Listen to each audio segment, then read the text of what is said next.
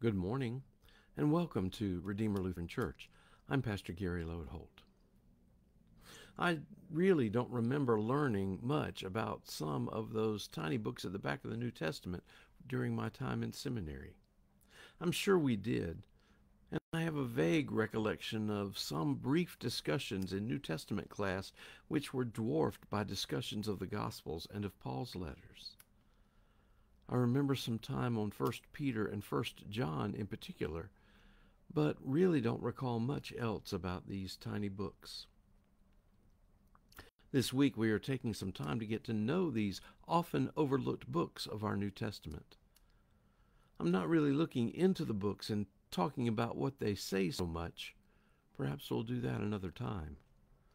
This week is a bit more like an introduction, getting to know about these books and how they came to be. Today we start with 1 Peter. And the first question is probably one of the more important. Did Peter write this letter? Is this a letter from the actual apostle himself? Well, kind of. Most biblical scholars seem to date the writing of 1 Peter as having been written in Rome sometime between 75 and 92 A.D. Peter was supposedly martyred in Rome somewhere around 65 or 67 A.D., so it seems unlikely that the book was written by Peter himself. However, what is much more likely is that there was a group in Rome that were the recipients of the heritage of Peter's faith and witness, and they took the legacy of faith that Peter left and wrote the letter. There are actually three specific possibilities for who the author may have been. One is a man named Silvanus, who might also have been Silas, who hooked up with Peter after his work with Paul. A second possibility is Mark, and this is an intriguing one.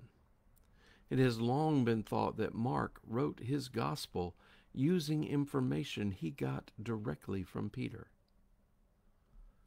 A third option is that it was written by an unnamed woman who some versions of the Bible mention in 1 Peter 5.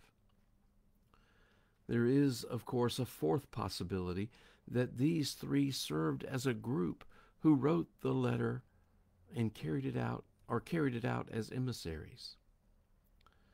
There's a lot of weight behind the idea that this letter has the theological heritage and social vision of Peter, who was recognized as a leading figure and the head of all apostolic authority.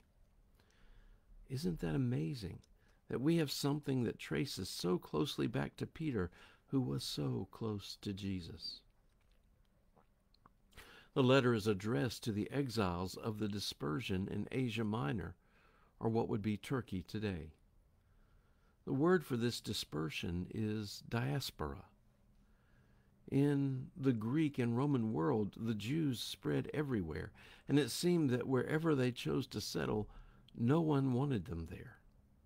They had dispersed all over the known or civilized world, but wherever they went, they kept their Jewish heritage.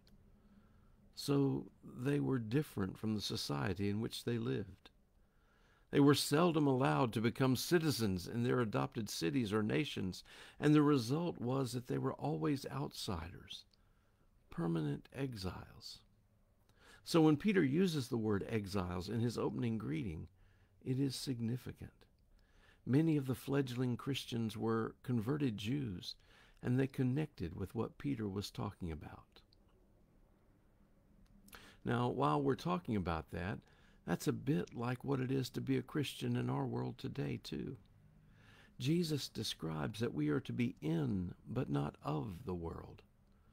Paul describes living here, but having a home elsewhere, that is, in heaven. If we are serious about our faith, shouldn't we live differently than the society we see around us? 1 Peter applies to us from its very first words.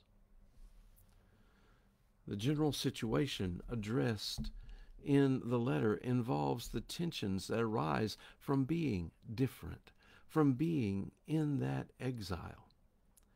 They faced hostility, suffering, slander, and lack of societal bonds. Thus, many were doubting the benefits of Christianity, and some had even renounced their faith. Peter seeks to remind them that baptism and faith make them a unique community. He reminds them that God is faithful and that God will vindicate them. God has made them holy, set apart, different.